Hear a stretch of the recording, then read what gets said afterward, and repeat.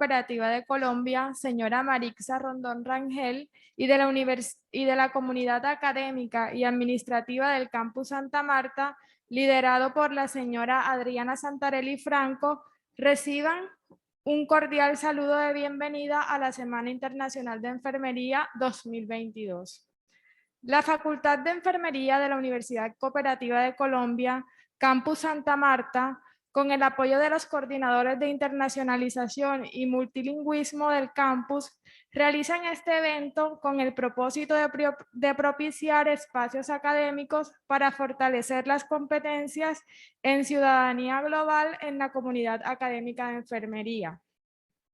Este año nos acompañan colegas expertos en sus áreas de ejercicio profesional y estudiantes de enfermería de 4 continentes, vinculados a las siguientes instituciones: Universidad Central de Chile, Centro de Salud Primario de Chile, Centro de Salud Familiar Arauco en Santiago de Chile, Hospital Clínico de la Universidad de Chile, Universidad de Costa Rica, Instituto de Investigación de Enfermería de Nigeria, Western University Swiss Medical de Toronto, Canadá, Universidad Autónoma de Barcelona, Universidad Finisterra de Chile, Pontificia Universidad Católica de Ecuador, Universidad de Villanova en Estados Unidos, Universidad de Emory en Estados Unidos, Universidad de Notre Dame en Australia,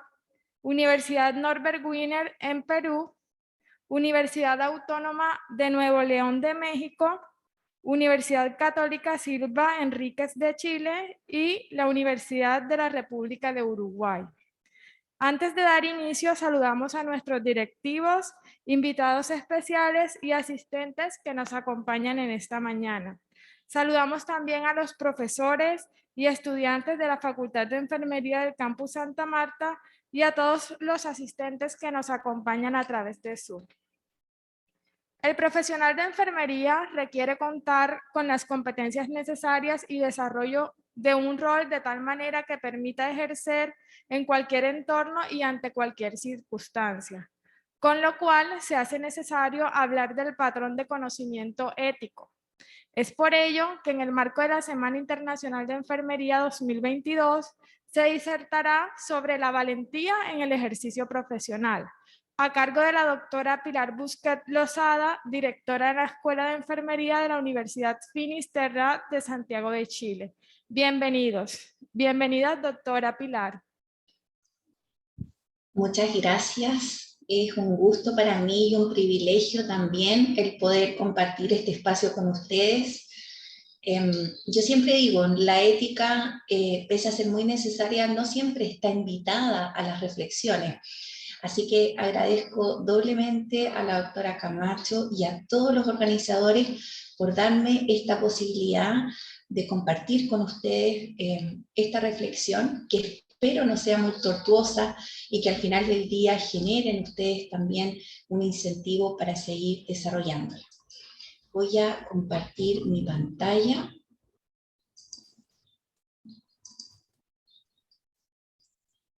Un segundito.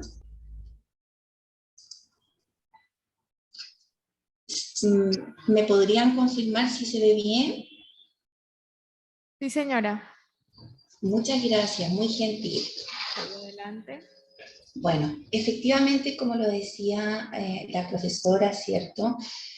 Hoy yo quiero conversar con ustedes, quiero reflexionar con ustedes con respecto al coraje moral y a la enfermería. ¿Y por qué vamos a hablar sobre este valor social? Bueno, pues porque sin lugar a dudas, y aunque el coraje más admirado, ¿cierto?, es el coraje físico, o llamado también como valentía, el tipo de coraje que determina un mayor grado con su presencia, ausencia, del éxito o fracaso de una sociedad es justamente el coraje moral. El coraje físico, como les decía, no requiere mucha explicación, pero el coraje moral es una cualidad menos obvia y precisa de espacios como estos para poder visibilizarlo, ¿cierto?, comprenderlo y, ¿por qué no?, propiciarlo en todos uno de nosotros. Es por eso que me he propuesto dos objetivos para esta ponencia. El primero, y que guarda relación con los que les acabo de comentar, es identificar este concepto de coraje moral. Y en segundo término, compartir algunas reflexiones en torno a este valor social orientado justamente a nuestro ámbito disciplinar, que es la profesión de enfermería. A modo de introducción, y muy brevemente podría decirles que si bien durante la ponencia vamos a desarrollar el concepto con mayor amplitud, en primer término podríamos decir que hablamos de coraje moral cuando nos encontramos frente a una actitud que está basada en ciertos principios sólidos, ¿cierto?, que son universales, y que conoce algunos o se expone a cierto peligro, a cierto rechazo, impopularidad o aprobio, incluso daño físico, y sin embargo está determinada a enfrentarlo. Esto que parece quizás un poco complicado, ¿cierto?, o difícil de entender, como les digo, durante el transcurso de esta presentación, espero que podamos dilucidar. ¿Y qué es importante considerar o recordar para comenzar en la base del análisis? Y es que todas las instituciones de salud, por definición, tienen, por una parte, agentes morales, pero a su vez son instituciones morales. Y cuanto instituciones morales buscan, por cierto, a lograr una cultura, un ambiente ético adecuado dentro de ellas. Y una cultura institucional que apoya acciones moralmente rectas, como es lo que les decía en un comienzo y aparece aquí, produce una mayor preparación para la comunicación efectiva. Vale decir, o de otro modo dicho, una cultura institucional recta apoya el que los miembros de esta cultura tengan la posibilidad de expresar, de defender los principios morales, aun cuando no siempre estén de acuerdo, ¿cierto?, o confluyan en las relaciones, y que las personas tengan, por cierto, esta capacidad para estar preparadas para levantar la voz toda vez que se vean enfrentadas a situaciones que rayan o inciden o afectan a ciertos principios éticos.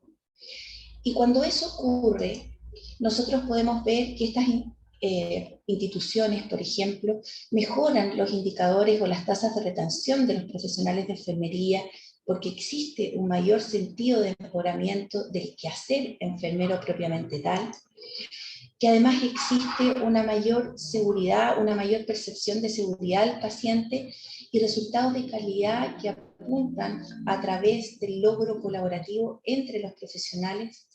Y finalmente, una contribución más significativa en la alineación ética de las políticas y las prácticas cotidianas de las instituciones. Indicaciones adicionales a una cultura organizacional moral para que sea ética son el apoyo al desarrollo de un pensamiento crítico ético entre sus enfermeras durante su capacitación y las oportunidades educacionales ofrecidas por la institución. Vale decir, el hecho de que la institución se preocupe en propiciar siempre el desarrollo, el posicionamiento, ¿cierto?, y la valía de una cultura ética. La capacidad de apreciar el valor de cuidar al equipo. Y fíjense, el equipo va en primera prioridad. Y en segundo término, a los pacientes y a las familias con compasión y con dignidad. Sabemos que cada uno de nosotros, en las diferentes esferas de la vida, no puede dar aquello de lo que carece, ¿cierto? Nadie puede dar aquello de lo que carece. Por lo tanto, una institución sanitaria que trabaja con profesionales de la salud que cuidan la salud y propician el cuidado de las personas, tiene que partir por cuidar y propiciar la salud y el cuidado de sus equipos. También Y esto es muy importante, el desarrollo de la capacidad de comunicar las acciones al proporcionar el cuidado, ¿cierto? Cómo nosotros visibilizamos aquello que es positivo en los otros y lo compartimos con el resto. Y finalmente, el reconocimiento de una cultura transnacional que abraza la discusión y facilita la posibilidad de aprender de nuestras experiencias. ¿Qué es importante, queridos alumnos, que ustedes sepan? Y que lo sepan también cuando son profesionales, cuando sean profesionales.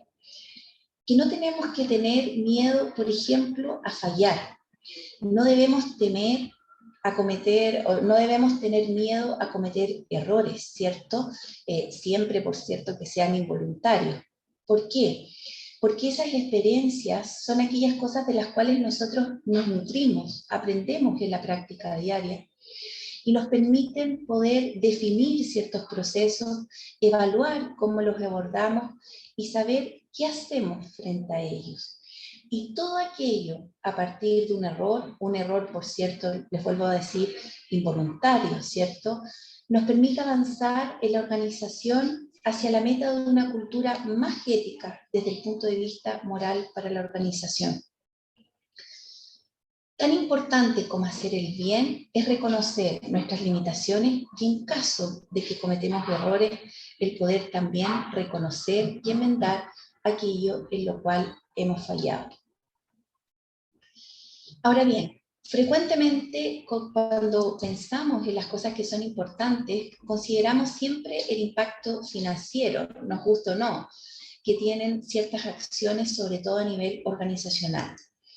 Y aquí yo les quiero compartir un estudio realizado por el Mental Health America, que estimó que anualmente a nivel mundial se pierden 500.000 millones de dólares debido a una baja productividad y el ausentismo derivado de la angustia relacionado con el trabajo.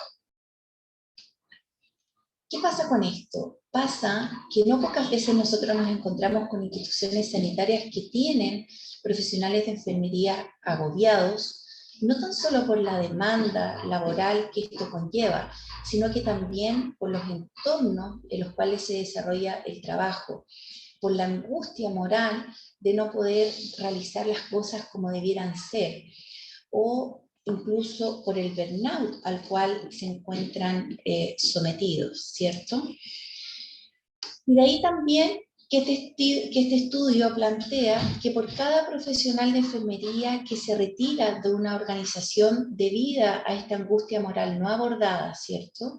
Y una falta de un entorno moralmente seguro, a esta institución le costará entre 22.000 y 64.000 dólares su reemplazo. ¿Por qué?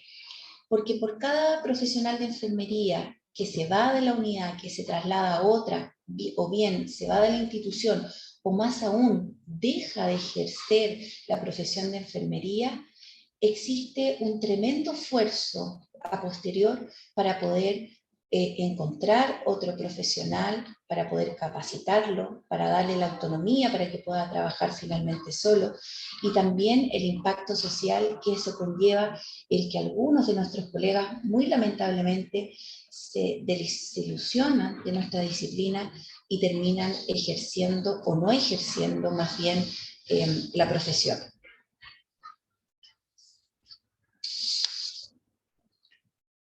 ¿Por qué esto que les acabo de decir afecta directamente al ámbito de enfermería? Porque nosotros muchas veces como enfermeros en nuestra práctica profesional luchamos, ¿cierto?, por encontrar, por plantear aquello que queremos y actuar de acuerdo a nuestros valores. No obstante, existen situaciones en las cuales experimentamos cierta presión o una influencia, ¿cierto?, para tratar de que esto no se haga, y eso puede tener tanto consecuencias implícitas o explícitas, no tan solo en la salud mental de las personas, sino que también en la salud física, por cierto. Y en relación al estudio del coraje moral, también existe un segundo elemento que se evoca mucho y que tiene que ver con el capital social. Y el capital social se define en cómo nosotros somos valoradas o aceptados y respetados por nuestros colegas. Y también ocurre que muchas veces existe una presión para no actuar, porque es un reflejo de nuestro trabajo para mantener este capital social entre nuestros pares y frente a otras disciplinas sobre las cuales trabajamos. Dicho de otro modo, no pocas veces como profesionales de enfermería nos encontramos con una impresión negativa con respecto a nosotros porque, por ejemplo, detuvimos un procedimiento porque no se ajustaba a la norma, porque mantuvimos un flujo que ya estaba definido, contraveniendo, ¿cierto?, las indicaciones, por ejemplo, de otros profesionales del equipo, porque levantamos un problema como una limitación del esfuerzo terapéutico o incluso un enseñamiento terapéutico en un paciente que estaba a cargo de nuestra unidad. En fin, porque muchas veces hacemos todo cuanto está a nuestro alcance para hacer posible el bien y frente a eso nos encontramos con cierta resistencia que puede estar dada desde la institución, pero también, por cierto, desde nuestros pares, hablando con ellos o definiendo esto al equipo sanitario, pero también con nuestros pares cuanto enfermeros. Les voy a dar 3 ejemplos de coraje moral que pudieran identificar de mejor manera o pudieran en el fondo ajustar de mejor manera esto que les estoy comentando. El primer ejemplo de coraje moral es un ejemplo bíblico que está extraído del libro Daniel, el versículo 3, ¿cierto?, que se denomina los 3 hombres en el horno de fuego, y trata sobre la historia efectivamente de 3 hombres, Sadrach, Mesach y Abednego, que vivían en Babilonia, que eran cristianos, y que se negaron a idolatrar a una estatua que en ese entonces el rey de Babilonia urgió en la capital. El rey hizo un mandato que todos aquellos que no idolatraran a esta estatua pagana, ¿cierto?, para esta creencia, iban a ser quemados en la hoguera, y ellos, conscientes de las consecuencias de sus actos, no lo hicieron. Producto de ello, fueron llevados a la hoguera, ¿cierto? Y el relato bíblico cuenta de que efectivamente, y por efecto de la fe, ellos se salvaron, no se quemaron, y como consecuencia de ello, muchos cristianos que habían sido sometidos a este mandato del rey de Babilonia, profesaron o reforzaron más bien su fe y dejaron, por cierto, de idolatrar a esta estatua. Esto es un ejemplo claro, podríamos decir si es ficticio o no, ¿cierto? Está basado en un hecho bíblico, pero es un hecho claro de coraje moral. Cómo 3 hombres defendieron sus principios aún a sabiendas de las consecuencias que iba a ocasionar el no acatar una norma que estaba siendo impuesta desde afuera y sobre la cual ellos sentían que no debían adherir. Un segundo ejemplo de coraje moral, pero más asociado ya al derecho social, tiene relación con esta imagen que les estoy compartiendo. Tal como se señala ahí, la imagen muestra hace un tiempo la segregación racial en Estados Unidos, que relegaba a la gente que no era blanca, ¿cierto?, afrodescendiente, a la última fila de los asientos de los autobuses. Independientes si hubieran espacios libres, los afrodescendientes solo podían utilizar las últimas filas de los autobuses. ¿Y qué ocurrió? Ocurrió que en un momento esta mujer, que se denomina Rosa Parks, decidió sentarse en las primeras filas del autobús. Y como consecuencia de ello, fue retirada a la fuerza, ¿cierto?, del autobús, y fue apresada por incumplir una norma. La foto que les muestro ahí, y tal como aparece también en el descriptor, ilustra el momento en que ella fue apresada.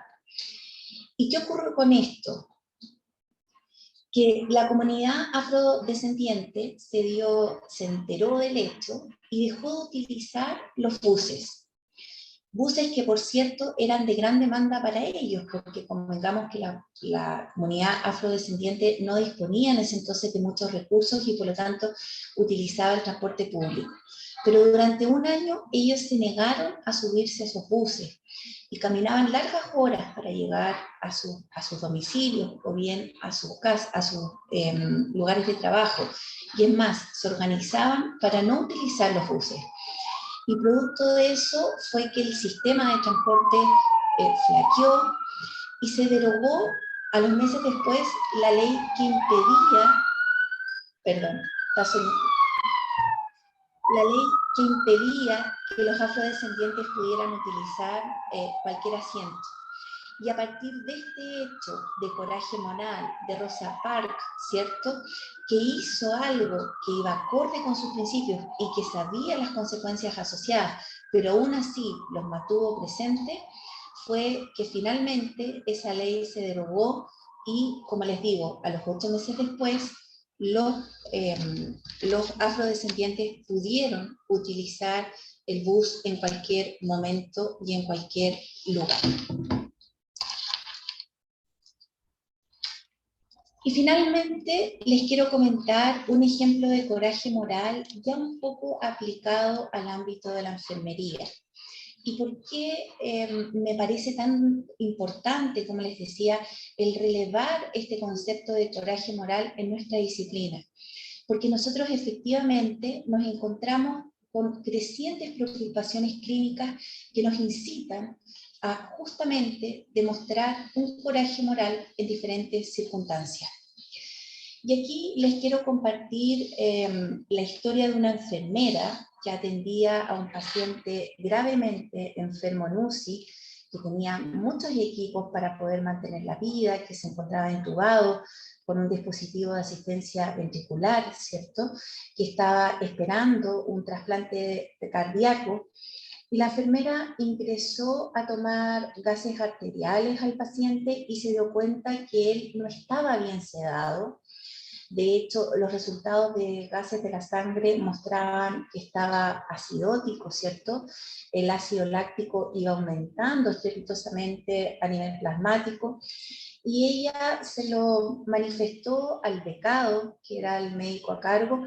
Sin embargo, él desestimó esta alerta, le dijo que no se preocupara, que no era asunto de ella, que el paciente estaba bien tratado. No obstante, la enfermera no se quedó ahí y consideró que lo adecuado era informar al médico encargado del servicio, ¿cierto?, contraviniendo incluso al becado.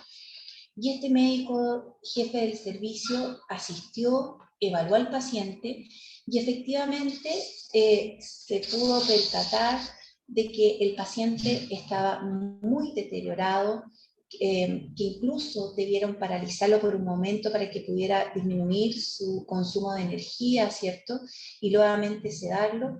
Y fue entonces cuando el médico supervisor le agradeció mucho a esta enfermera por haber tenido el coraje de haber llamado la atención, de haber puesto una alarma sobre este tema, porque con toda seguridad, si no lo hubiera hecho, el paciente no habría sido capaz de sobrevivir a ese paro y por cierto, no habría sido tampoco capaz o no se habría podido realizar finalmente este trasplante que él estaba esperando y añorando con tanto tiempo. En estos 3 ejemplos de coraje moral que les acabo de relatar, lo que distinguió la acción de estos 3 ejemplos, como les digo, es que los protagonistas obraron por una convicción, por un principio moral superior, y no tomaron en cuenta, en línea de los dictados de Kant, ¿cierto?, las posibles consecuencias adversas de su acción. Por ello, es que el defender lo que uno piensa que está bien, a pesar de que no se esté seguro de cómo va a ser recibido ni cómo va a ser preciado, es una muestra de coraje moral. En la literatura existen diferentes modelos que hablan sobre este concepto. Yo solo les voy a presentar y de una manera muy superficial el modelo de Kidder, ¿cierto? Y él es un filósofo, ¿cierto?, que plantea que los tres elementos que están siempre presentes en el coraje moral es, por una parte, los principios que tiene la persona, ¿cierto?, que son inherentes a las personas, los peligros a los cuales estas personas se ven expuestos, peligros o amenazas o riesgos, y cómo existe una resistencia a transgredir, estos principios, aun cuando el peligro sea mayor. Y quiero compartir con ustedes una cita de este libro, ¿cierto?, de Kidder, y que a mi parecer me hace mucho sentido, ¿cierto?, con la enfermería, y que dice lo siguiente, abro cita: solo una sola vela puede destruir todo un armario lleno de oscuridad, por lo que una sola vida vivida a la luz de la bondad y el coraje moral puede hacer una enorme diferencia en la superación del vacío reverente que se llama a sí mismo maldad, negrura, duda, cobardía, susto o la agresividad. Lo que de algún modo nos quiere decir Kidder es que todos nosotros en nuestro interior tenemos una luz, una vela, que debe ser iluminada siempre por aquellos principios que profesamos y que, por cierto, no deben ser transgredidos. Y eso, como les decía, me recuerda mucho, y volvemos a la teoría de la lámpara, ¿cierto?, de nuestra precursora disciplinar. El efecto de la lámpara, el efecto del cuidado de esta luz que nosotros debemos profesar, debemos difundir, debemos compartir en todos nuestros pacientes, ¿cierto?, y en todas las personas a las cuales nosotros nos encontramos en nuestra vida. Y lo más importante con respecto al coraje moral, que nunca, y pese a cualquier adversidad, debemos temer o debemos apagar esta luz, porque nuestra valentía justamente consiste en el valor de mantenerla encendida en nuestra vida y en la vida de todas las personas que nos acompañan. Sin lugar a dudas, el Código de Ética de Enfermería, ¿cierto?, del Consejo Internacional de Enfermeras, en su última versión, da cuenta de muchas actitudes que justamente apuntan al coraje moral. Yo, por efectos de tiempo, no se los plasmé aquí, pero los invito, ¿cierto?, a aquellos que aún no lo conocen, a que lo lean y que de alguna manera traten de darse cuenta, de visibilizar cómo desde la Lex Artis, desde lo propio de enfermería, de aquello deontológico que define el ser profesional, nosotros estamos llamados siempre a respetar nuestros principios y también, por cierto, a respetar y hacer respetar los principios de nuestros pacientes o de las personas que estamos a cargo de nuestro cuidado. Aquí aparece el símbolo del yin del yang, ¿cierto? Porque una de las cosas que les quiero hablar un poquito brevemente tiene que ver con la forma en que nosotros tratamos los conflictos. Es importante identificar que no hay manera de tener coraje moral sin enfrentar conflictos. El hecho de que nosotros tengamos coraje moral significa que hay un conflicto que tiene que ser abordado. El conflicto en nuestras vidas, incluso en nuestra dimensión personal, ¿cierto?, es algo inevitable. Y tenemos un conflicto que está frente a nosotros muchas veces, pero el combate, la pelea, la manera en que nosotros lo enfrentamos es optativo. Y a través de la valentía moral es que buscamos, en el fondo, revertir esta situación como amenaza y convertirlo, ¿cierto?, en una oportunidad. ¿Cómo lo hacemos eso? ¿Cómo podemos navegar el conflicto en el entorno de la atención médica de una manera positiva, ¿cierto?, a través de un enfoque consciente compasivo, ¿ya? Aquí les pongo algunas apreciaciones que es importante distinguir.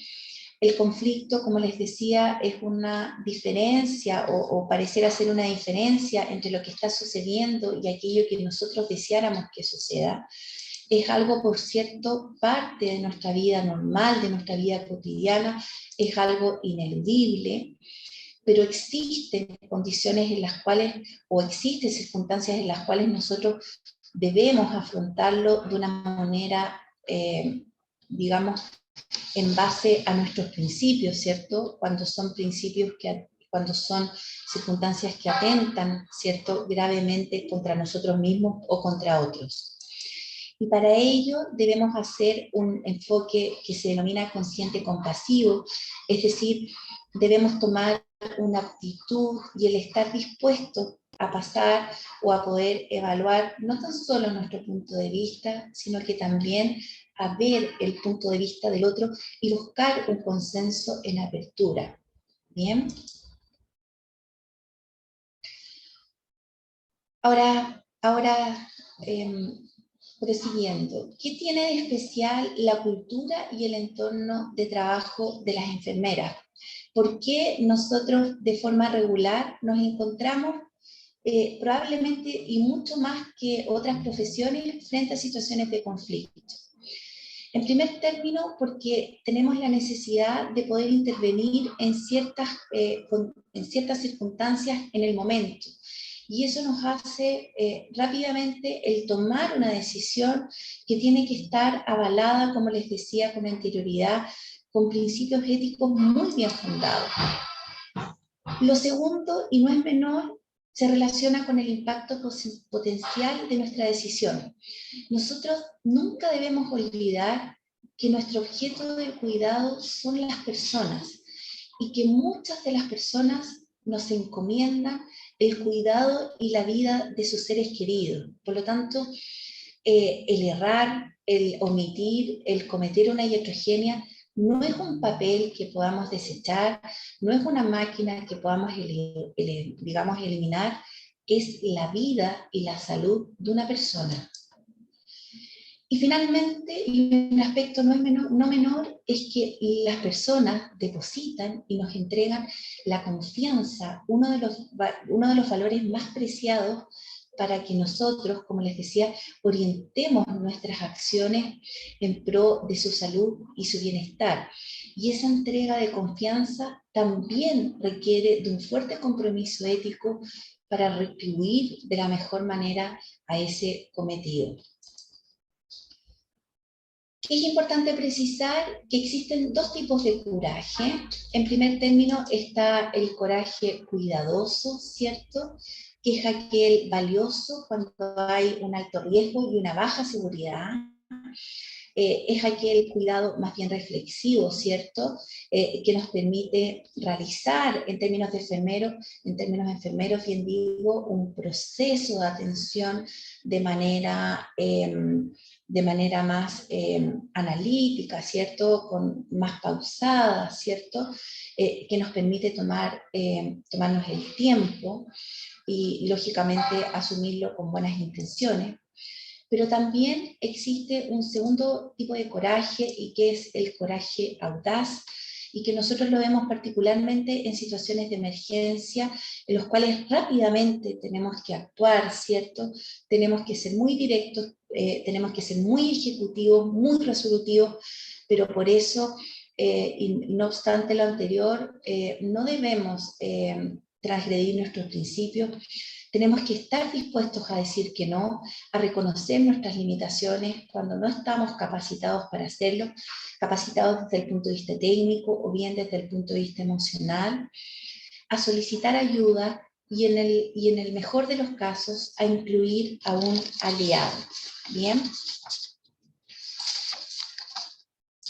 Con respecto a incluir el aliado, voy a hablar aquí un poquito de lo que significa este término, ¿cierto?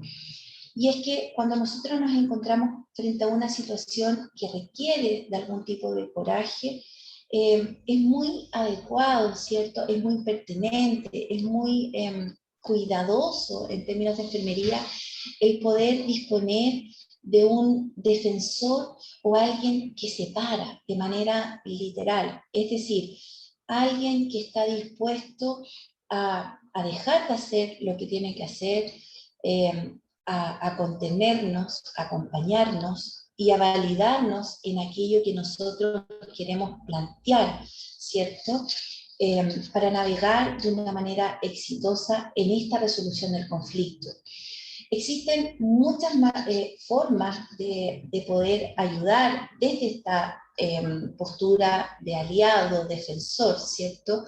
A mí en lo particular me gusta este proceso de las 3D, que para aquellos que tengan interés lo puedo compartir a posteriori porque toma un poco de tiempo, pero lo importante y independiente del método es que nosotros entendamos que el coraje se requiere además de un desarrollo colaborativo, ¿bien? Es decir, de un apoyo del equipo para plantear situaciones que nos parecen inadecuadas, para hacer valer, como les decía, nuestros principios y los principios de los pacientes y del equipo, y la mejor manera de hacerlo de forma efectiva y eficaz justamente es con la participación de nuestros aliados.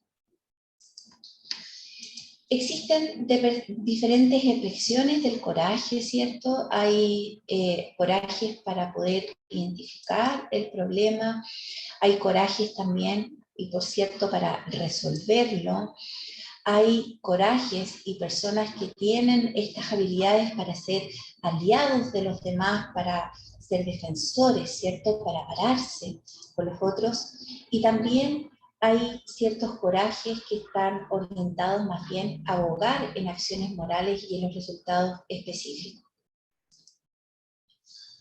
Ya finalizando en tenor al tiempo que me dieron, quisiera resumir de que existen, por cierto, ciertas expresiones propias del coraje moral en enfermería y que aquellas expresiones tienen de manera cuantitativa y cualitativa ciertos indicadores que nos denotan que son positivas en sí mismos. Cuando nosotros propiciamos instituciones que tienen esta cultura moral y que desarrollan el coraje moral, existe una mayor tasa de retención de los profesionales de enfermería, ¿cierto? Porque hay entornos que son más saludables, ¿cierto? Hay entornos que son más significativos, hay un trabajo colaborativo, no hay miedo a decir aquello que está mal, al contrario.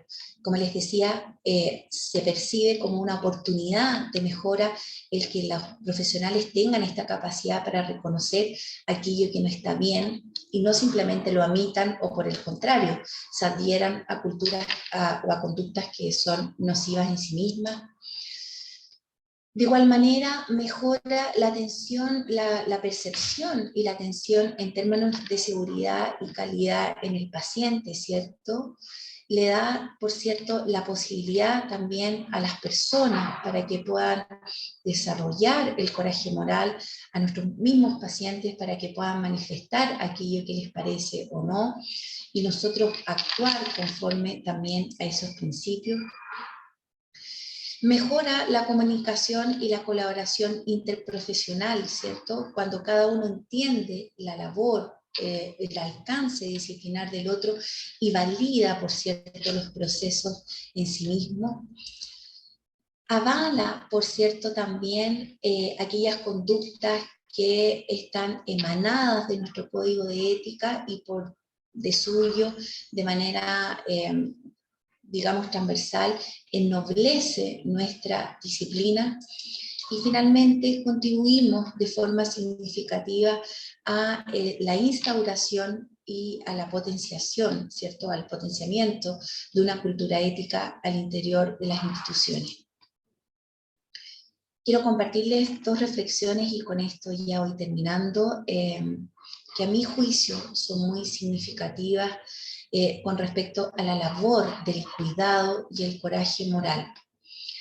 Nosotros como profesionales, y vuelvo al punto, nunca debemos de olvidar de que las personas depositan su confianza para que las cuidemos y preservemos su salud y, y la de sus familiares o personas más significativas.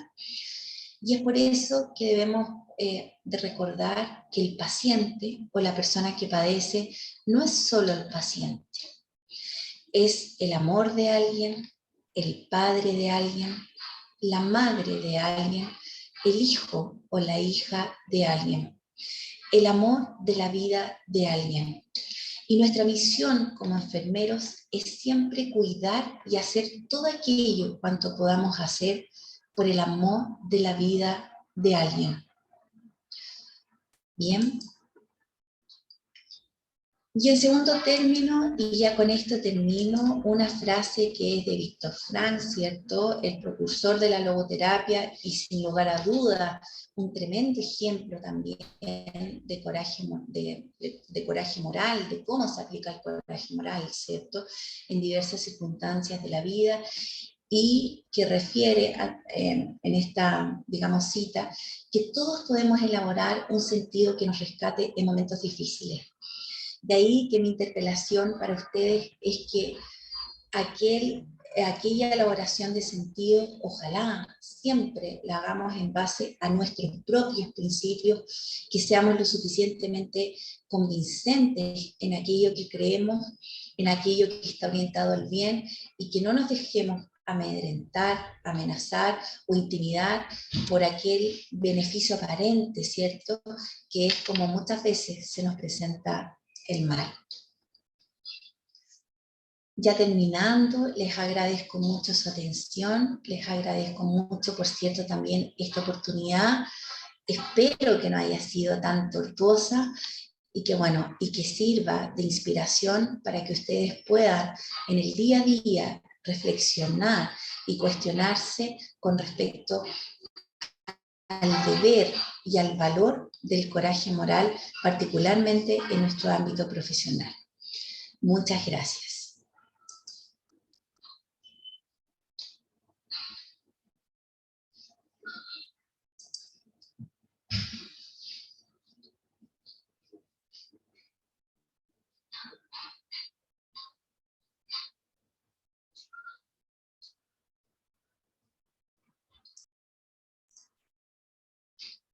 No sé si hay alguna pregunta.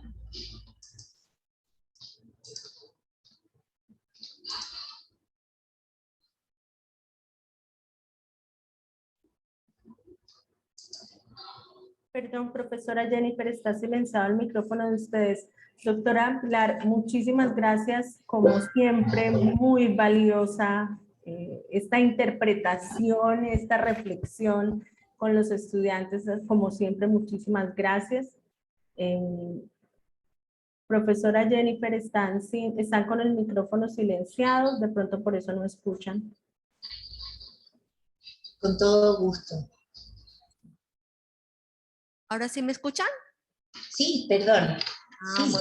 Bueno, mencionaba que muchísimas gracias por esta excelente disertación, que no es ninguna pregunta, sino es más bien para reforzar todos estos aspectos en los cuales ustedes nos han indicado sobre el coraje moral, ¿cierto? Realmente no era una palabra como muy conocida, realmente no lo conocía así como ese coraje moral que nosotros muchas veces tenemos que tener en cuenta para las decisiones del cuidado de ese paciente, ¿cierto? Y como ustedes en su conferencia nos mencionaba, que muchas veces si nosotros no tenemos ese conocimiento, muchas veces por eso no tenemos ese coraje moral para en determinado momento decir esto no es así y de pronto darle todo que el médico dice que eso es así y ya, ¿cierto? Entonces, pero si nosotros tenemos ese conocimiento, es el que nos va a ayudar a nosotros posesionarnos de ese coraje moral y decir esta acción no es así por esto o por aquello. Así de que muchísimas gracias. No, gracias a ustedes.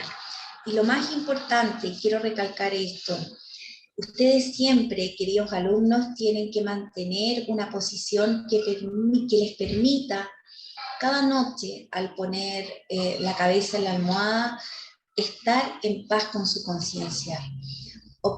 optar y obrar frente al bien, porque muchas veces se van a ver expuestos a situaciones que son complejas.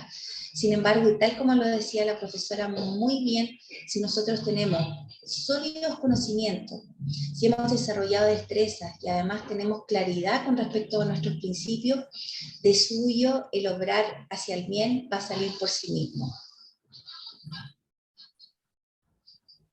Ok, muchas gracias, doctora Pilar, nuevamente, pues por su participación en este evento de gran importancia para todos nosotros. Vamos a dar paso a la doctora Venus Medina. Pues la violencia en el noviazgo hoy en día es una preocupación a nivel de salud porque se constituye en una forma de maltrato psicológico, físico y o sexual en una pareja donde existe la etiqueta de noviazgo y por ello, desde enfermería, debemos abordar estrategias para su prevención. Para hablar de ello nos acompaña la doctora Venus en compañía de su estudiante, la cual es investigadora de la Universidad Pontificia Católica de Ecuador, Quito, quien disertará sobre el afrontamiento y estrategias de prevención empleadas por adolescentes para la prevención de la violencia en el noviazgo. Agradecemos a toda su participación. Doctora Venus.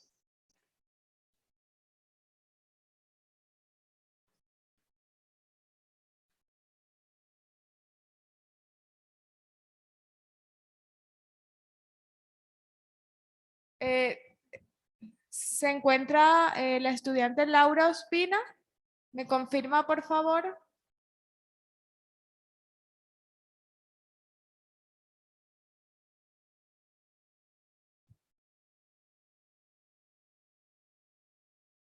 Vamos a esperar unos minutos para lograr la conexión con la invitada.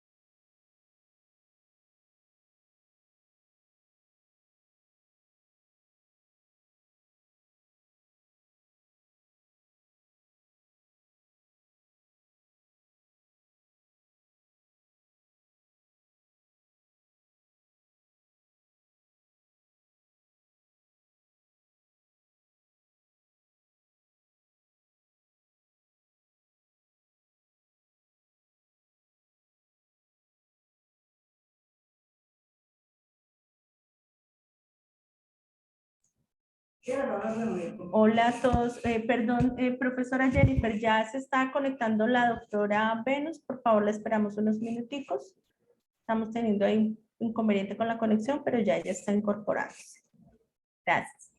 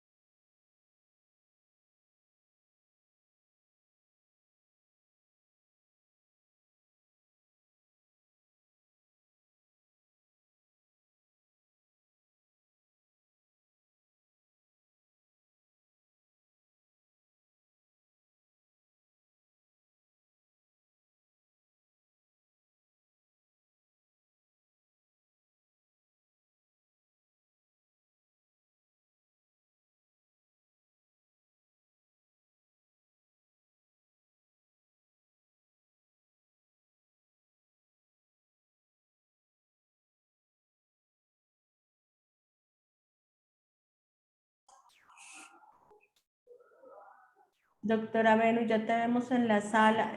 Augusto, ¿podría darle por favor el rol de anfitrión? Gracias. Perfecto, muchas gracias.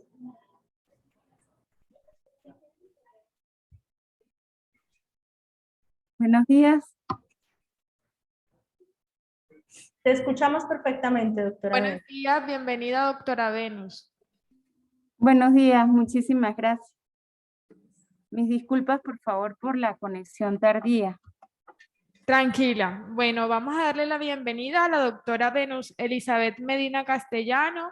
Ella es investigadora de la Pontificia Universidad Católica de Ecuador en Quito, quien disertará sobre el afrontamiento y estrategias de prevención empleadas por adolescentes para la prevención de violencia en el noviazgo.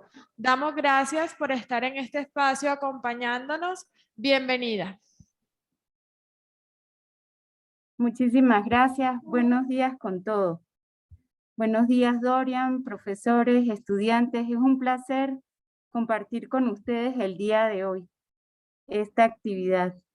No sé si me permiten la opción de compartir pantalla.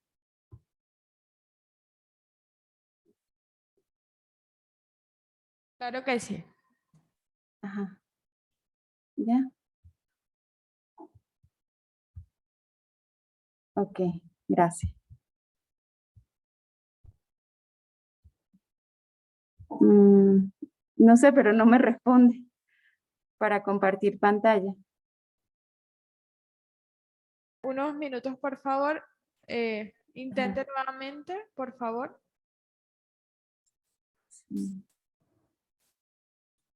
Ahora sí. Adelante. Gracias. Bueno, un gusto estar aquí con ustedes en la mañana de hoy. Para mí es un honor compartir con ustedes esta actividad relacionada con la Semana Internacional de la Enfermería. Y también es un gusto para mí compartir con Dorian, que es una persona, bueno, con quien hemos realizado una actividad colaborativa muy linda. Gracias, Dorian, por esta invitación y al comité organizador. Empiezo entonces, quiero corroborar si realmente se proyecta la imagen. Por favor, si están viendo la presentación.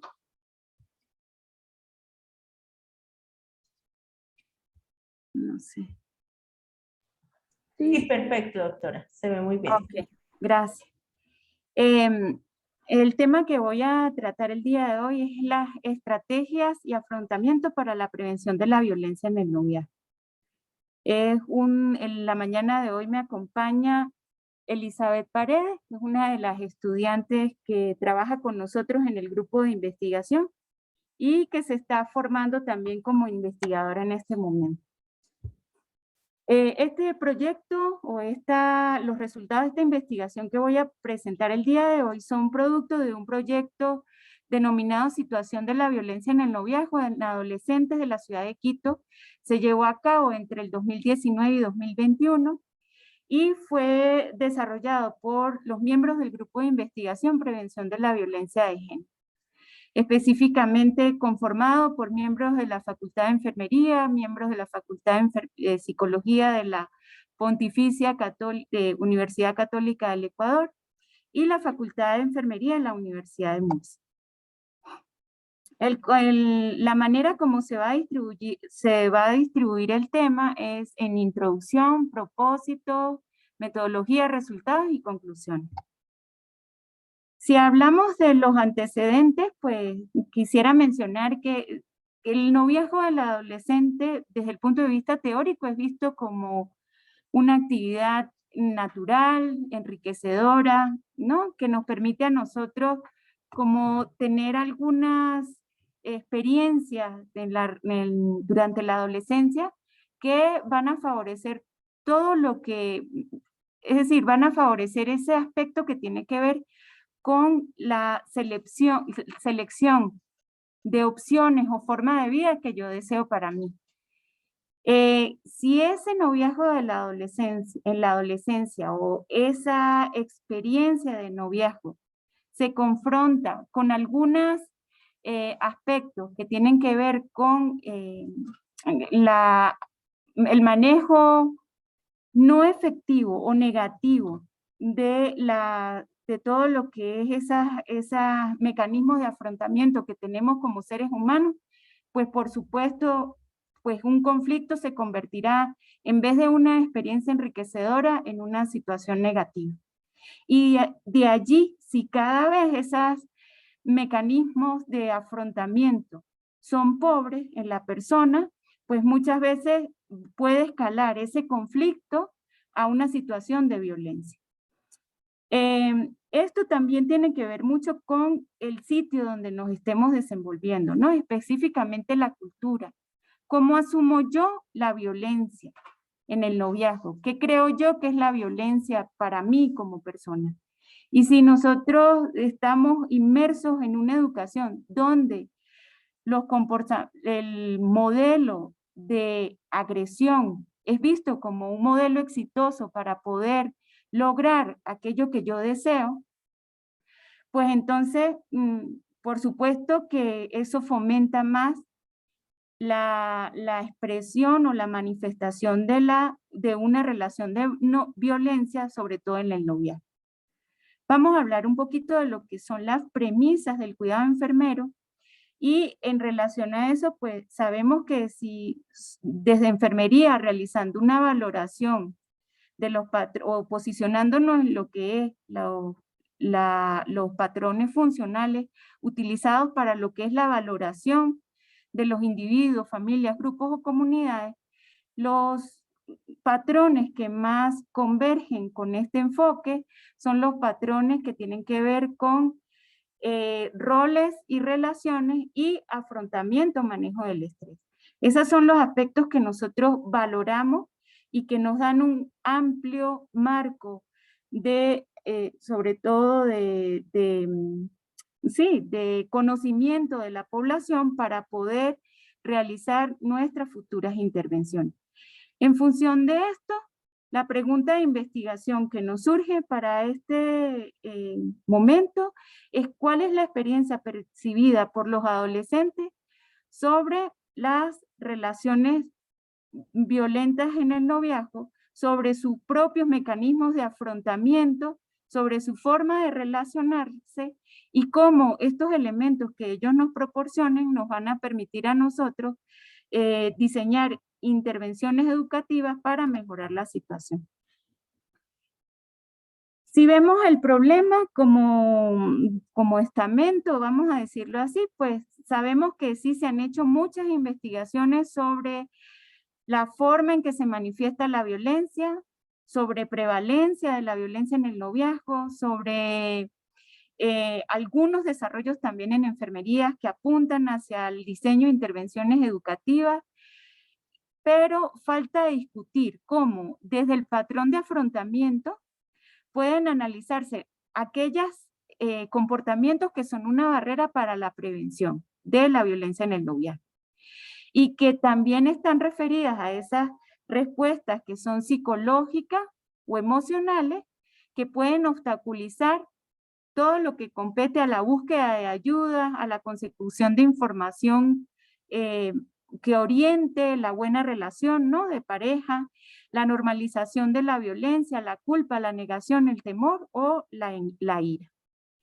Entonces, partiendo de esta fórmula o de este estamento, nosotros como enfermeras o enfermeros tenemos que estar conscientes de que queremos, ante todo, promover en nuestros adolescentes una conducta saludable, una conducta que maneje de forma constructiva esos mecanismos de defensa y que permitan a la vez conseguir la conducta deseada en salud, que es la promoción de la igualdad, la promoción de la paz y la práctica de relaciones igualitarias y sanas, ¿no?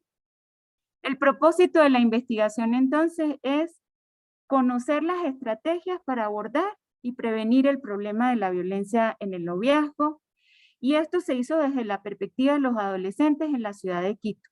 Como les dije, durante el año 2019-2021. Es un estudio cualitativo, se usó la técnica de grupo focal. Los sujetos en estudio fueron adolescentes entre 13 y 19 años de edad. Los criterios de selección eran, bueno, cumplir con el rango de edad, tener una relación de noviazgo, contar con el consentimiento firmado de sus padres y estar dispuesto, ¿no?, a participar en el estudio de manera voluntaria. La muestra fue conformada, pues el método de selección, sabemos que es una muestra, los estudios cualitativos tienen como característica que son, pues, se utiliza un muestreo no probabilístico, fue una muestra a conveniencia mediada sobre todo por la autorización de los padres de estos adolescentes.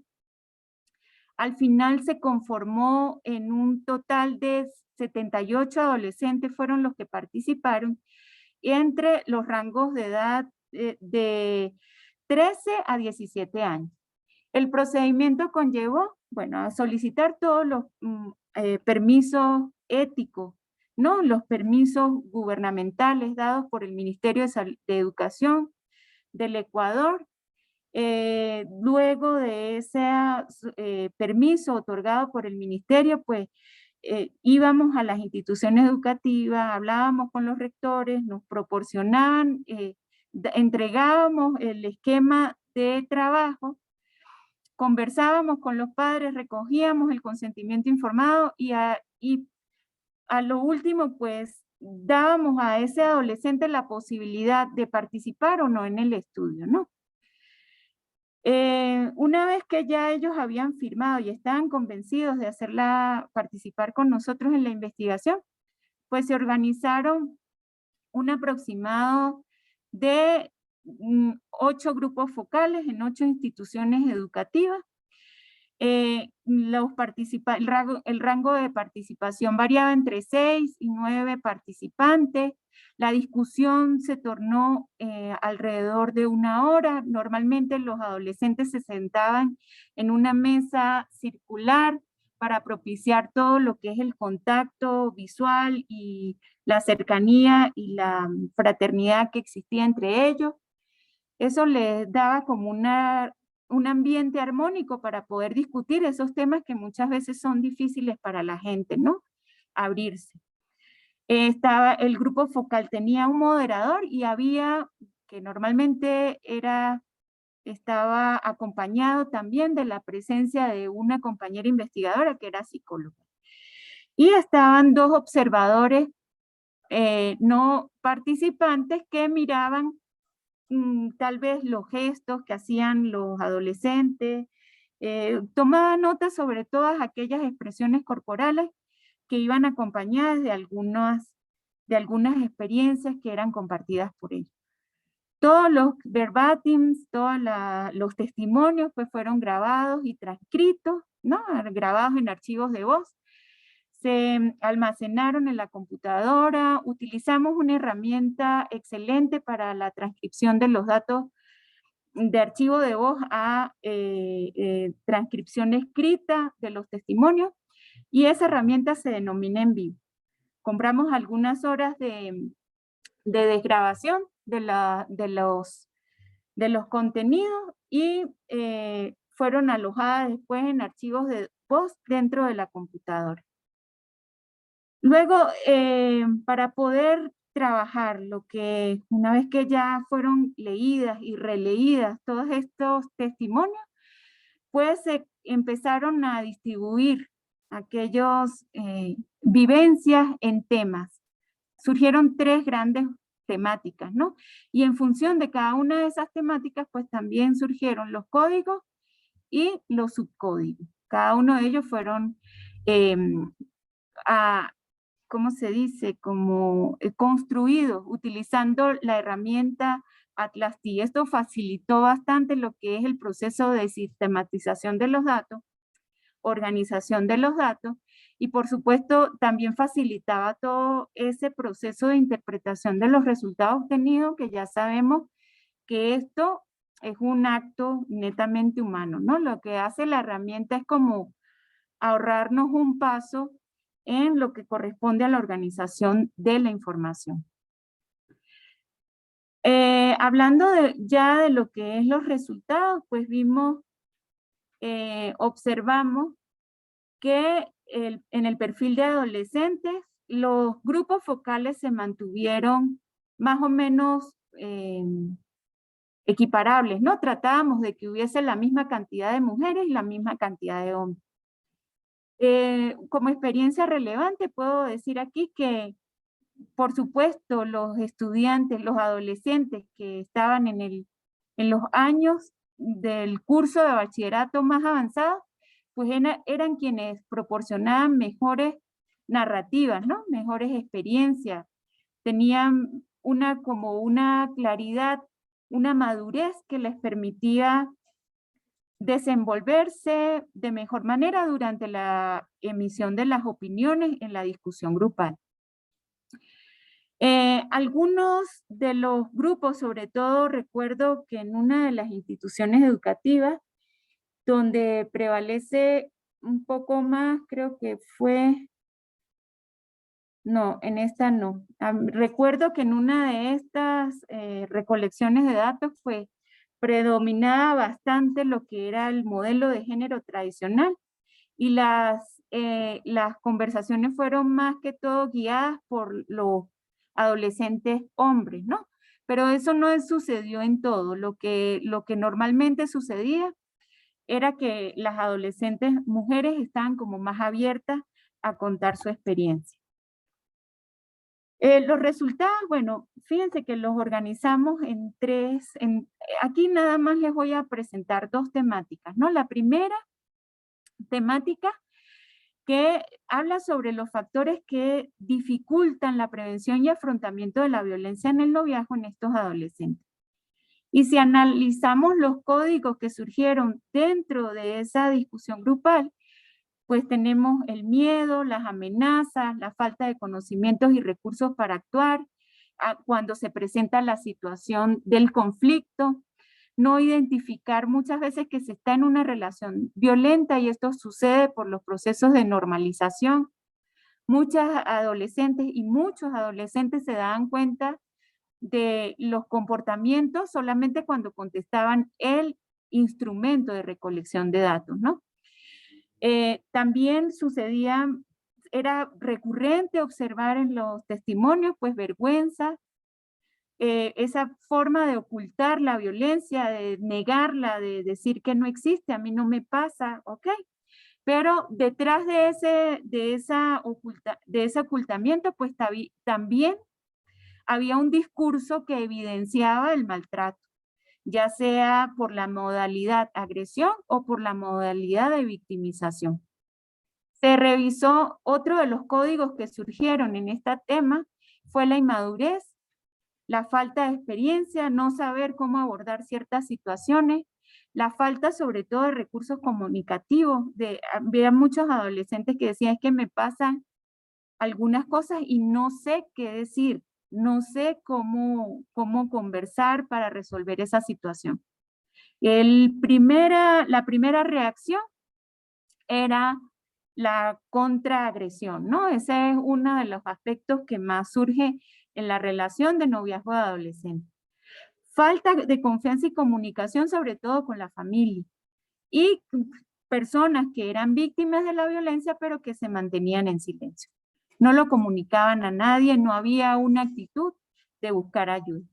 El siguiente código fue la cultura patriarcal, ¿no? Y ese código tiene que ver más que todo con lo que es el aspecto cultural y sociológico, con aquello que se ve dentro de la familia y dentro de la comunidad.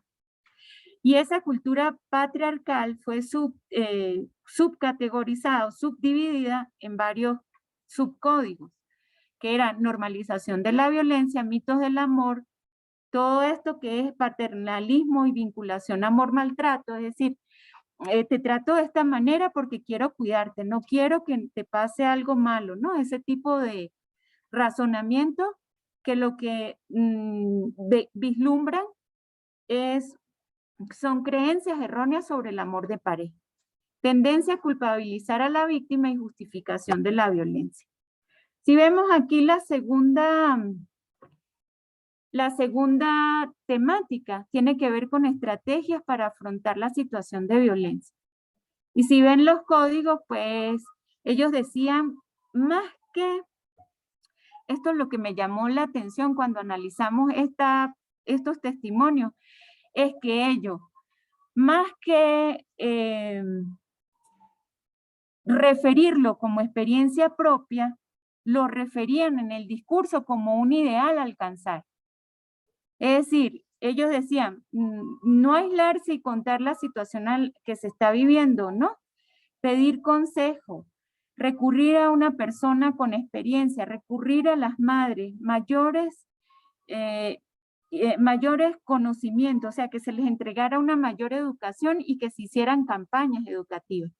Notificarlo a personas de referencia. Entonces, si ustedes se ponen a ver un poquito los testimonios, a detallarlos, son muy pocas las personas que dicen, por ejemplo, que testifican que realmente buscaron ayuda con su mamá o con la familia, ¿no? Sobre todo son mujeres las que contestan de esta manera. Los adolescentes varones, más que todo, buscan es resolver las cosas por sí mismas y no buscar ayuda en terceras, en otras personas. Un tercer, este lo voy a nombrar muy rápido porque la verdad es que se va el tiempo, ¿no?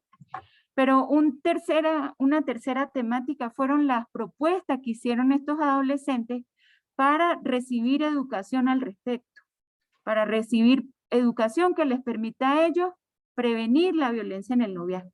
Y me llamaba la atención que decían con insistencia que por favor educaran a los padres, que sí, ellos querían educación, pero más que la educación la recibieran los padres. Hay muchos testimonios de personas donde sus familias no aceptan el noviazgo o si lo aceptan, pues la misma familia culpabiliza sobre todo a las adolescentes por alguna situación violenta que se haya sucedido en esa relación de noviazgo. Como hallazgo relevante podemos decir, hay que destacar que el patrón de afrontamiento en la mayoría de los adolescentes mostraron que los mecanismos eran inefectivos para poder manejar esa situación de noviazgo, ¿no? Eso lo vimos en los grupos focales. Eso se superpone también con otras causas que tienen que ver con afrontamiento inefectivo.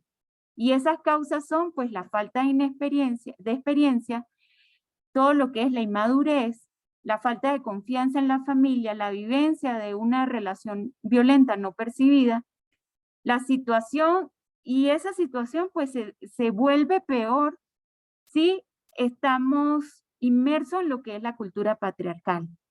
Es decir, si nosotros tenemos un grupo de una educación, un ambiente que favorece el sexismo, que favorece las diferencias de roles marcados, pero más que todo con ese enfoque de modelo de género tradicional machista, ¿no?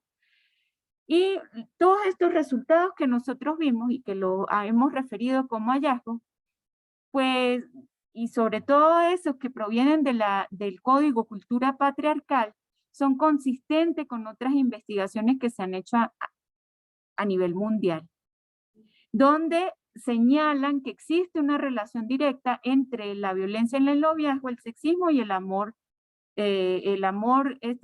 creencias erróneas del amor, y que son derivadas sobre todo de esa filosofía del amor romántico, ¿no? El enfoque intergeneracional también surgió de la violencia. En los testimonios, los adolescentes decían que dentro del hogar se aprende a reaccionar de esa forma, que ellos muchas veces repiten los patrones de conducta que ven en sus casas en cuanto a la relación de pareja, ¿no?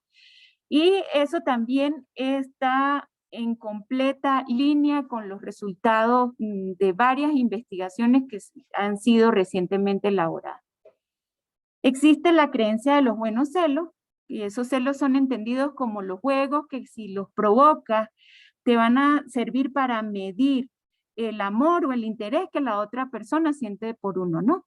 Eso se presenta mucho en la población adulta, pero eso también se presentó en la población adolescente, en nuestra muestra analizada.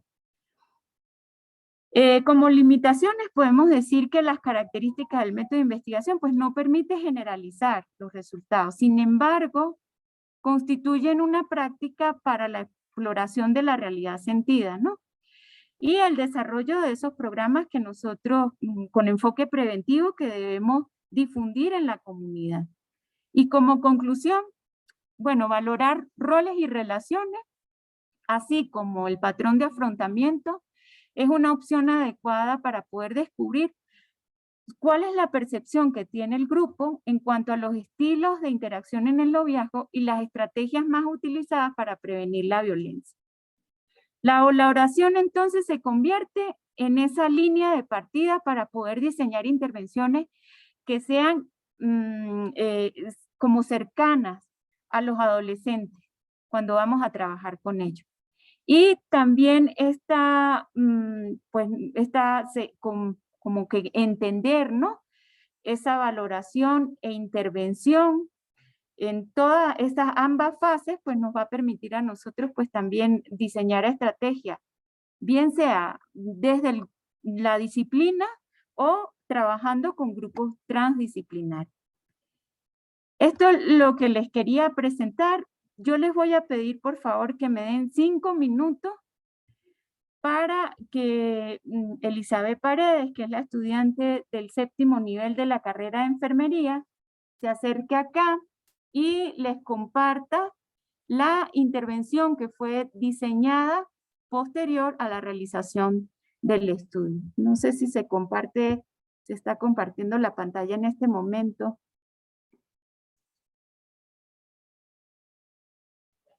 Ah, no se está compartiendo.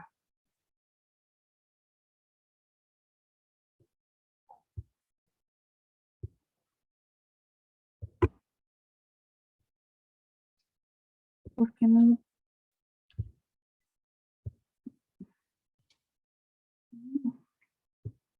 ¿Me escuchan? Sí, señora. Ah, gracias. No sé por qué no puedo conseguir la opción de compartir pantalla. Ahí está compartiendo. Ah, ok.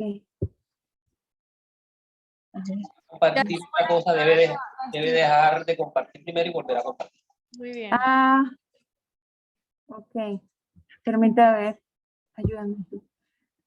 Ahora sí. Gracias. Ahora aquí. Lástima, creo que no tenemos cámara. Es una lástima, la verdad. Buenos días, estimados docentes y público general. Soy Elizabeth Escobar y les voy a presentar la herramienta didáctica que se obtuvo como resultado final de la investigación. Encontramos las siguientes pestañas en la parte superior, que es Conócete, la cual se basa en 4 interrogativas, que es acerca de la persona agresora en el noviazgo, de la víctima y la ansiedad de separación. Cada una de estas interrogantes contiene un pequeño test, como pueden ver aquí. Este tipo de pruebas ayuda al adolescente a reconocer qué tipo de agresión está viviendo en el noviazgo, también reconocer si el adolescente tiene algún tipo de ansiedad y también qué creencias o cómo él normaliza el amor romántico en la relación. Especialmente sabemos que los adolescentes son personas vulnerables y por ser personas vulnerables son sujetos de derecho a que tengan unos pensamientos normalizados, pero en su edad adulta lo pueden manejar de manera correcta. Dentro de Conócete también tenemos las siguientes preguntas, especialmente esta. Tengo ansiedad de separación. Esta pregunta podemos abordar también de manera psicológica a nuestro adolescente para conocer cómo se encuentra su estado emocional y cómo lo percibe al momento de tener sus relaciones interpersonales, sea con un hombre o sea con una mujer. Dentro de la formación interactiva encontramos lo siguiente. Encontramos 4 videos didácticos de corta duración que les sirve como un conocimiento extra a nuestro adolescente para que pueda reconocer qué es una relación sana en un noviazgo, qué es las habilidades que puede tener y también qué es la violencia dentro del noviazgo, qué actitudes puede tener esta persona y cuáles son nuestras creencias erróneas acerca de romantizar una relación. Cada uno de estos videos interactivos cuenta también con una retroalimentación textual, como pueden ver aquí. ¿Para qué se utiliza la retroalimentación textual? Se utiliza para que nuestro adolescente tenga la capacidad de asimilar tanto conocimientos vacíos que tenga y también realizar aquí una pequeña prueba de conocimiento.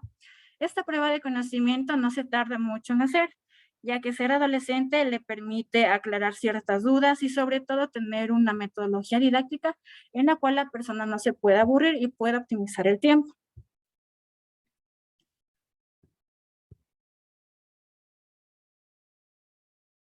Ya, en habilidades para la vida. Esta parte también es fundamental. ¿Por qué? Porque hacer una persona adolescente está en continuo crecimiento y al estar en continuo crecimiento, esta persona tiene que tener un proyecto de vida, en la cual las habilidades para la vida sirve ¿para qué?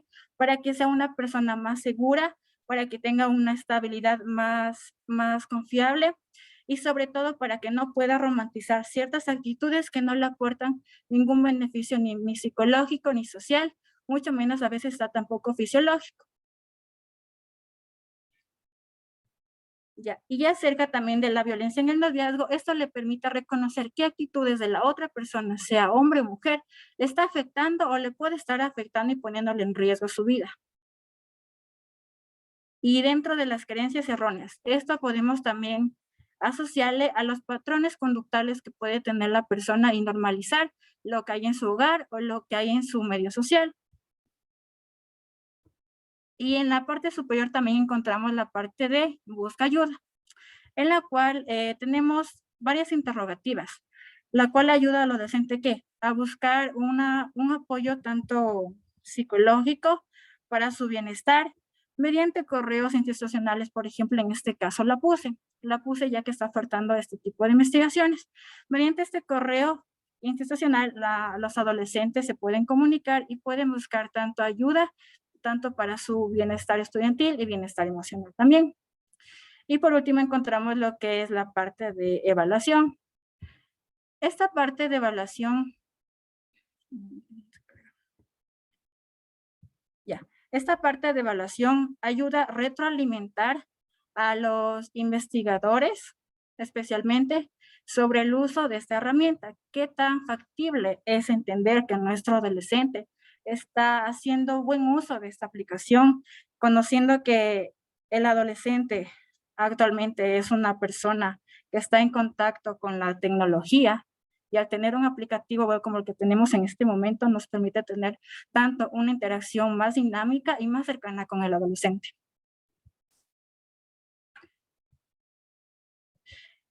Y aquí también tenemos lo que son las preguntas frecuentes, tanto para las personas que vayan a utilizarlo. ¿Para qué tiene el fin estas preguntas frecuentes? Para orientarle y también para que la página sea manejada de manera correcta, de manera segura, y los datos que se vayan a adquirir en esta página sean llegados y codificados especialmente hacia la persona investigadora principal, ya que estos datos van a ser almacenados en una nube y tienen también lo que es la privacidad de los derechos de nuestros pacientes, que al momento de ellos de llenar los tests únicamente solo ponen qué género es, ponen la edad, qué tipo de relación tienen y sobre todo de qué país pertenece. Y de acuerdo a los resultados se le designan los colores, puede ser verde, amarillo o rojo. Verde significa un riesgo bajo, amarillo un riesgo medio y rojo, que es más principal, un riesgo alto. Al detectar un riesgo alto, nosotros como profesionales de enfermería debemos de ver las intervenciones más adecuadas de acuerdo a la edad y también de acuerdo a la experiencia de nuestro adolescente. Y para finalizar, una frase reflexiva para concluir de la página es que tenemos que aprovechar las herramientas tecnológicas que nos ofrece actualmente la globalización y aprovecharlas de manera segura y de manera correcta. Es decir, tenemos que hacer uso constante, hasta para nosotros como futuros profesionales de enfermería, crear intervenciones, crear una planificación en donde nosotros le podamos dar seguimiento, abordaje tanto psicológico, tanto familiar y tanto social a nuestro adolescente. Con esta podemos evitar lo que son los incrementos de ansiedad y los incrementos de episodios de riesgo de intenciones de suicidas. Eso es todo por hoy. Gracias.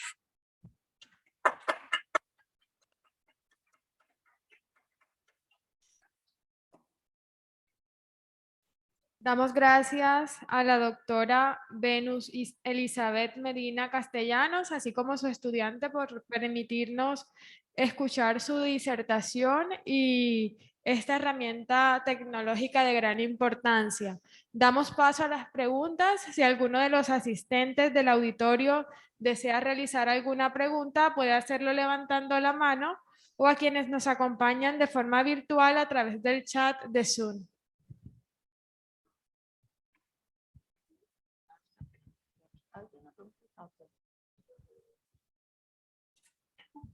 Bueno, muchísimas gracias por compartir esta experiencia. Mi pregunta va es si esa página es de libre acceso y si es de libre acceso, ¿cómo se podría acceder a ella? Muchísimas gracias.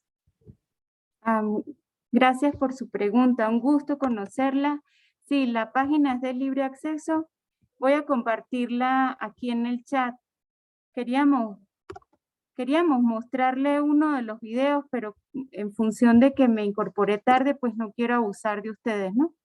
Ya les envío el enlace al chat del Zoom. Buenos días, mi nombre es Kisi Padilla. Con relación a la participación en la ponencia, excelente investigación, me parece muy interesante. Con relación a todas esas como alternativas para que los adolescentes identifiquen sus necesidades con relación a la violencia y el noviazgo, ¿cierto? Pero aparte de esto, doctora, ¿con qué relación, o sea, qué otra herramienta de todas esas intervenciones que tenemos ahí identificadas en la página web? Bueno, habrán algunos estudiantes que no tengan esa posibilidad. Excelente que exista esas herramientas en la web, pero aquellos estudiantes que no tengan esa herramienta, ¿qué hay como quien dice, como segunda opción de manera física?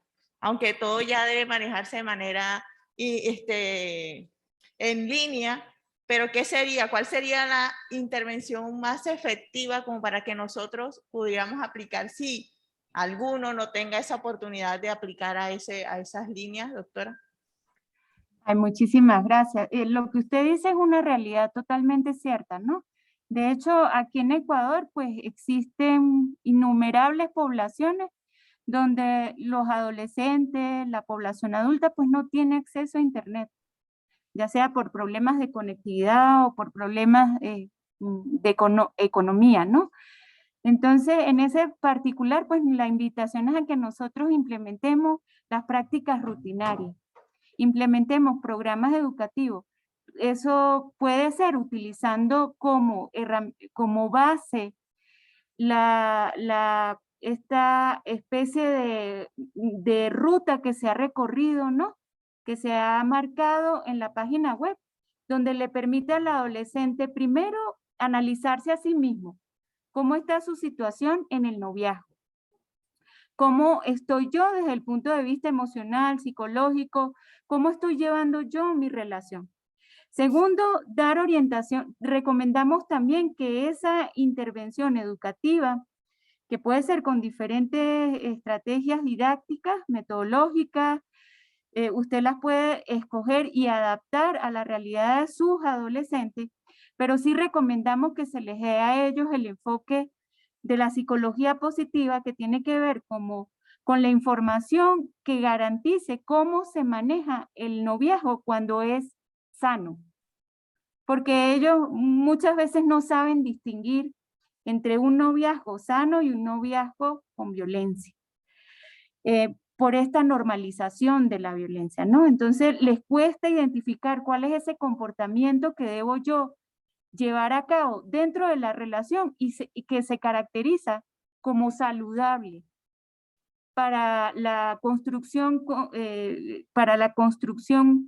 conjunta de un comportamiento sano, ¿ok? Que promueva la salud mental sobre todo.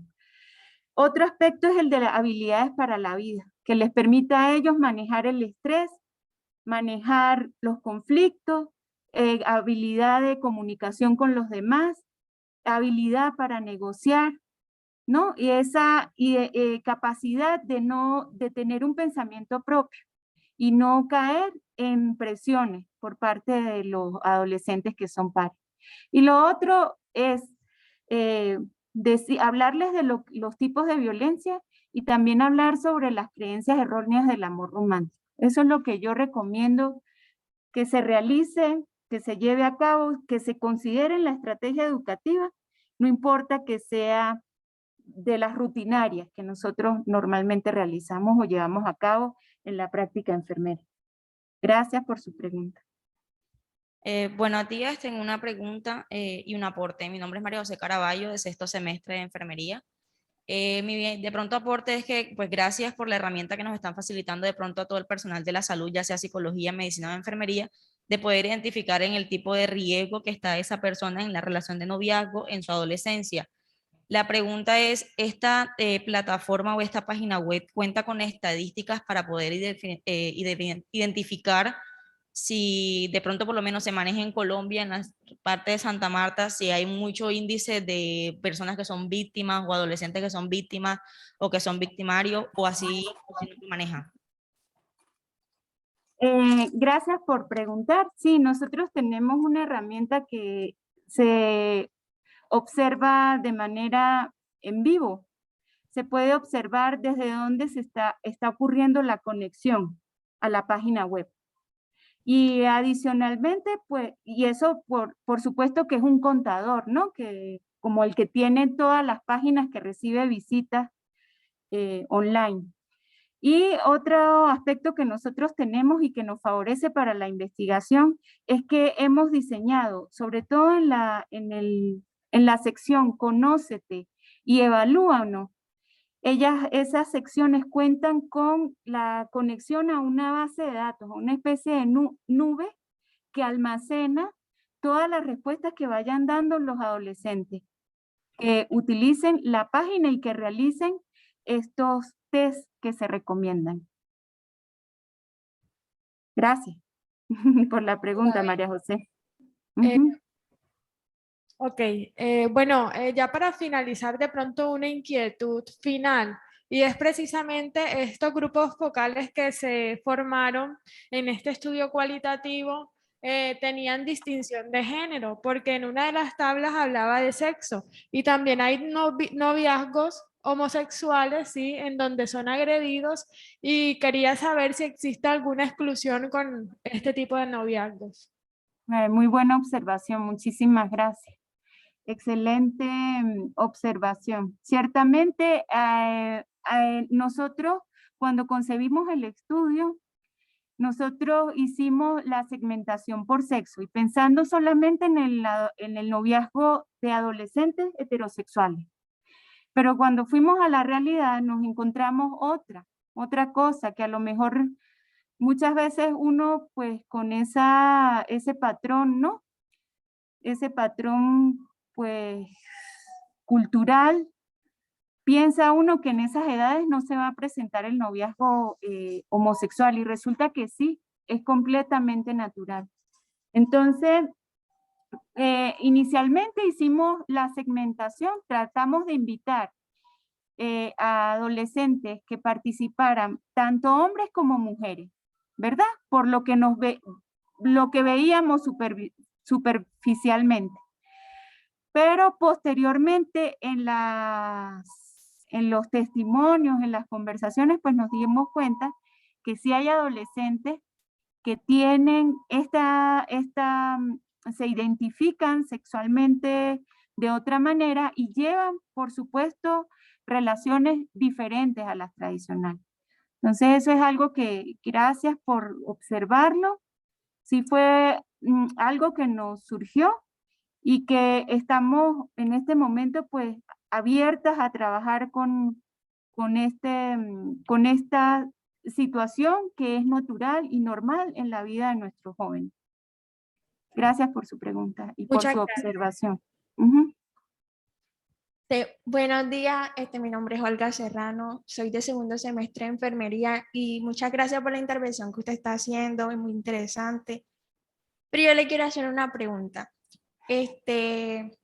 Ustedes hacen, o la plataforma que ustedes dijeron, hace el test y supongamos que el estudiante o esa persona está, digamos, mal tanto física o mentalmente por esa relación. ¿Qué es lo que se hace? O sea, ¿ustedes van a tener un seguimiento al estudiante o eso queda en el aire? Ajá, gracias, muy buena observación también.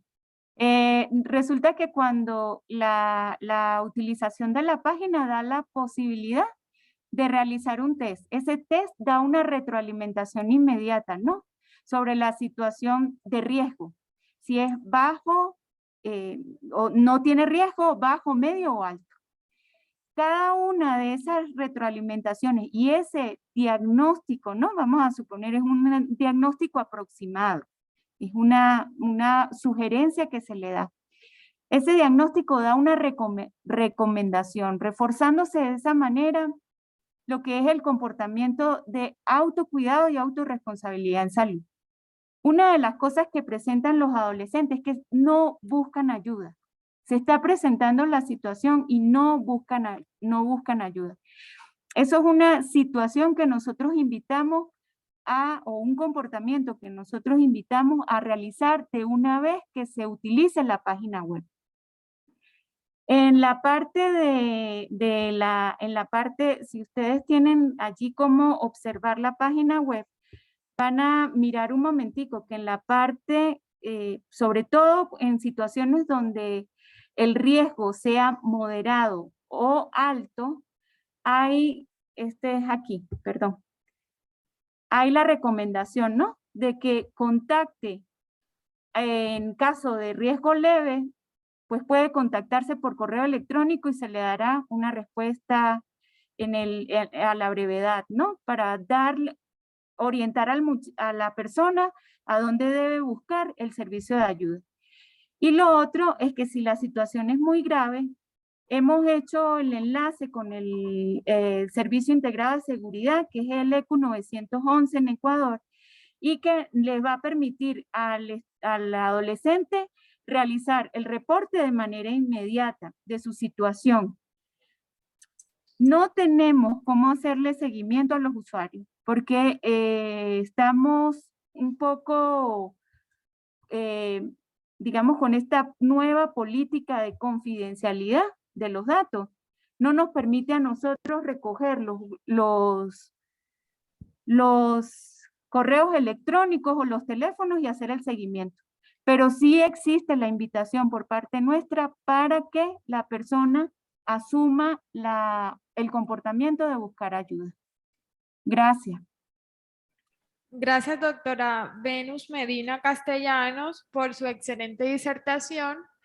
Agradecemos a todos por su participación y los invitamos a sumarse a la Semana Internacional de Enfermería 2022. Feliz día para todos. Muchísimas gracias a ustedes, fue muy lindo verlos. Hasta luego. Gracias al comité organizador. Gracias.